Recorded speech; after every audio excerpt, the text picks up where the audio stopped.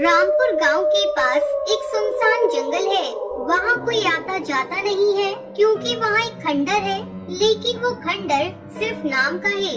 वहाँ बहुत साफ सफाई रहती है। खंडर का गेट रास्ते पर है और बाहर पानी का एक मटका रखा है जिस पर एक गिलास रखा हुआ है। बाहर लिखा है माँ की ममता। जंगल में अकाल पड़ गया जिसकी वजह से जंगल के सब पक्षी दूसरे जंगल जा रहे थे। उसमें से एक चिड़िया टुनटुनी और उसकी 1 साल की बेटी भूरी भी है। टुनटुनी भूरी को गोद में लिए काफी दूर तक आ गई थी। अब तो मेरे पंखों ने भी जवाब दे दिया है और भूरी भी कुछ देर में दूध मांगेगी। मेरे पास तो दूध भी नहीं है, मैं इसे क्या पिलाऊंगी। टुनटुनी सी चिंता में थक कर वहीं सो जाती है और उसके साथ वाले सारे पक्षी आगे निकल जाते हैं। 1-2 घंटे बाद भूरी के रोने की आवाज टुनटुनी के कानों में पड़ती है। चुप हो जा भूरी, और मेरे बाकी के साथी कहाँ गए? अब मैं किस तरफ जाऊँ और अकेले कैसे जाऊँ?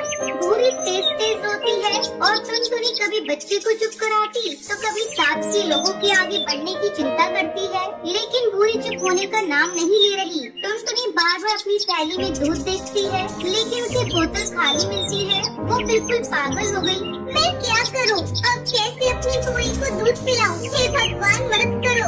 मैंने तो सोचा था कि भूरी का अरमान जरूर पूरा करूंगी, लेकिन मैं इसे दूध नहीं पिला पा रही हूँ। टुनटुनी बहुत परेशान होती है। तभी वहाँ से कबूतर आता है जिसका नाम बंटी है। वो टुनटुनी को अपना नाम बताता है।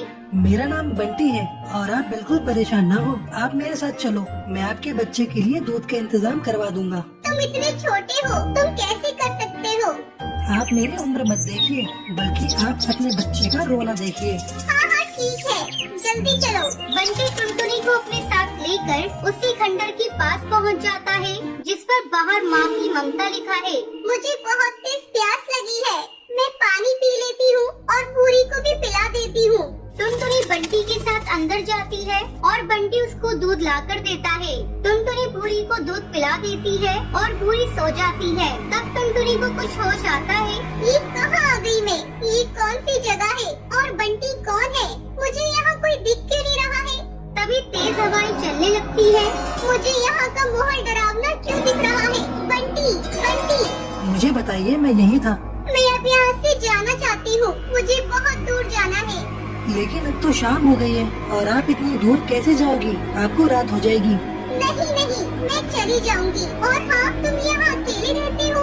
ये इतना बड़ा खंडर है, इसकी साफ सफाई भी करते हो? तुम्हारी माँ कहाँ है? मेरी माँ तो दिन में दिखाई भी नहीं देती है। रात होने पर ही मेरी माँ आएंगी। जब तक मेरी माँ न आ जाए आप यहाँ से कहीं भी नहीं जा सकती हो।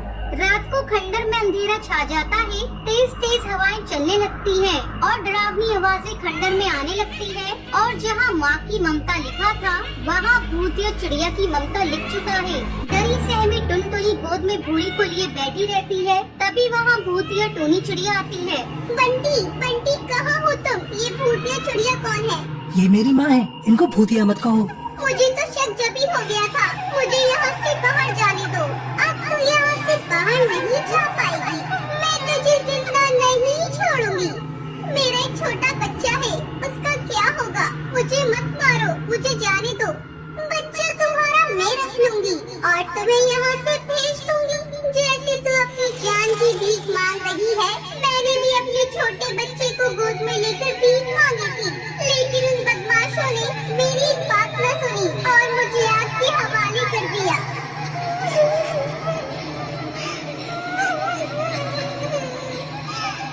लेकिन मैं चलते हुए उनके पीछे भागी, तब उन्होंने मेरे बच्चे बंटी को जिंदा छोड़ा। लेकिन आज बूटी बिना माँ के घूम रहा है। मैं तब से किसी को जिंदा नहीं छोड़ती हूँ। मेरे बच्चे के लिए मुझे छोड़ दो। मेरे पास 2 रास्ते हैं जिनमें से एक अपनाना होगा। मैं तुम दोनों में से एक को मारूंगी। अब तू खुद मरना चाहती है या अपने बच्चे को मारना चाहती है? आप मुझे मार दो, मेरे बच्चे को ये दुनिया देखने दो। तुम जब से अपनी जान की भीख मांग रही थी, लेकिन अब मरने के लिए तैयार हो। तुम्हारे अंदर माँ की ममता है, तुम परीक्षा में सफल हुई। मैं अब किसी को नहीं मारूंगी। मुझे किसी ऐसी चिड़िया की जरूरत थी जो बच्चे के लिए अपने प्राण दे दे, जिसके अंदर माँ की ममता हो। अब मेरी आत्मा को मुक्ति मिल सकती है। तुम ये घर ले लो और बंटी को अपने पास रखो। इसे माँ का प्यार दो। मैं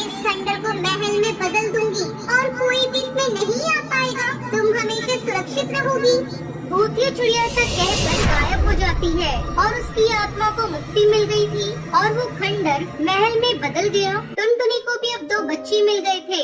वो बंटी को अपनी बच्ची की तरह प्यार देती है और उसके साथ खुशी खुशी रहने लगती है। एक जंगल में टोनी नाम की भूतिया चिड़िया रहा करती थी। वो रात में जंगल में रहने वाले पक्षियों को उठाकर उन्हें अपनी गुफा में ले जाकर उन्हें मारकर खा जाती थी। अरे वाह, आज तो मजा आ गया खाने में, कितना स्वादिष्ट पक्षी था। उसके सातन से जंगल के सब पक्षी बहुत डरते थे। उसी जंगल में एक भूतिया जादूगर कालू कौआ रहता था। वो अपना रूप बदलकर जंगल में पक्षियों के बीच रहता था। एक रात, अब काफी साल हो गए हैं, मुझे शादी करनी है। आज तो मैं अपनी दुल्हन ढूंढ कर ही रहूंगा, नहीं तो जंगल की किसी भी चिड़िया को पकड़ लूंगा, उससे शादी करके मैं ताकतवर भूतिया कौआ बन जाऊंगा। मजा आएगा, इस जंगल पर सिर्फ मेरा राज होगा। ये कहकर वो अपना रूप बदलकर जाने लगता है। तभी वो देखता है टोनी चिड़िया की आत्मा अपने पंजों में एक चिड़िया को पकड़कर अपनी गुफा में ले जा रही है। कालू कौवे का भूत भी उसके पीछे जाता है। छोड़ो मुझे, जाने दो टोनी चिड़िया, मैंने तुम्हारा क्या बिगाड़ा है, ऐसे कैसे छोड़ दूं तुझे, तू आज रात का मेरा खाना है। टुनटुनी चिड़िया, अगर तुझे छोड़ दूंगी तो मैं भूखी रह जाऊंगी, जो मैं सोने नहीं दूंगी। ये कहकर टोनी चिड़िया की आत्मा टुनटुनी को मार देती है। अरे ये कौन है? चिड़िया की आत्मा, ये कितनी खूबसूरत है। अगर मैं इससे शादी कर लूंगा तो मैं बहुत ताकतवर बन जाऊंगा। इसकी दहशत से पूरा जंगल डरता हुआ।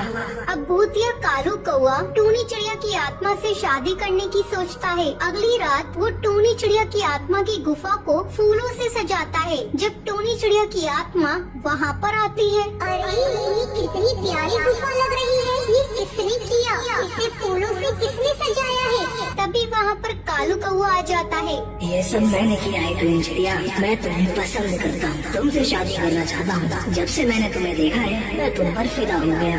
ये सब सुनकर टोनी चिड़िया की आत्मा बहुत खुश होती है और मन ही मन कालू कौवे को पसंद करने लगती है। हाँ कालू कौवे, मैं तुमसे शादी करने के लिए तैयार हूँ। कल रात हम दोनों शादी कर लेंगे और अपना जीवन एक साथ बिताएंगे। पर टोनी चिड़िया को भूतिया कालू कौवे के इरादे का पता नहीं था। वो उसे मोहरा बनाकर ताकतवर बनना चाहता था। अगले दिन अब रात में कालू कौवा अपनी भूतिया बारात के साथ गुफा में आता है। टोनी चिड़िया की आत्मा मंडप में बैठी थी। अब उन दोनों की शादी हो जाती है। कालू कौवा टोनी चिड़िया की आत्मा को अपने घर लेकर आता है। कालू कौवे, ये घर कितना सुंदर है, लेकिन तुम इस जंगल के हो भी नहीं, फिर भी तुम्हारा इतना बड़ा घर, तुमने मुझसे ही शादी की थी, तुम्हें तो कोई और अच्छी कौवी ये चिड़िया मिल सकती थी। तभी कालू कौवा अपने असली रूप में आ जाता है। मैं कौवा नहीं, भूतिया कौवा हूँ। मैंने तुमसे शादी इसलिए की ताकि मैं इस जंगल पर राज कर सकूँ, भूतिया राजा बन सकूँ। धोखा, इतना बड़ा धोखा किया तुमने मेरे साथ। मैंने तुम्हें अपना पति समझा और तुमने मुझसे इतनी बड़ी बात छुपाई। मैं तुम्हें छोड़ूंगी नहीं, तुमने मेरा इस्तेमाल करना चाहा। तभी टोनी चिड़िया की आत्मा गुस्से में कालू कौवे को मारने वाली होती है। टोनी चिड़िया, मैं तुम्हारा पति हूँ, मुझे मत मारो, मुझे माफ कर दो टोनी चिड़िया। फिर टोनी चिड़िया की आत्मा सोचने लगती है, अगर मैंने इसे मार दिया तो मैं विधवा हो जाऊंगी। वैसे तो ये मेरा पति ही है, मैं इसे नहीं मार सकती, शायद इसने मुझे धोखा ही क्यों न दिया हो। ये देखकर कालू कौवे के भूत को अपनी गलती का एहसास हो जाता है। वो टोनी चिड़िया की आत्मा का प्यार अपने लिए देखकर भावुक हो जाता है। टोनी चिड़िया, मुझे माफ कर दो, मैंने तुम्हें धोखा दिया, लेकिन अब मैं तुमसे सच्चा प्यार करने लगा हूँ। क्या तुम मेरे साथ रहोगी? कालू कौवे, मैंने तुम्हें दिल से अपना पति माना है। तुम चाहे भूतिया कौवे की आत्मा हो, फिर भी मैं तुम्हारे साथ अपनी जिंदगी बिताना चाहती हूँ। अब वो दोनों एक साथ खुशी खुशी रहते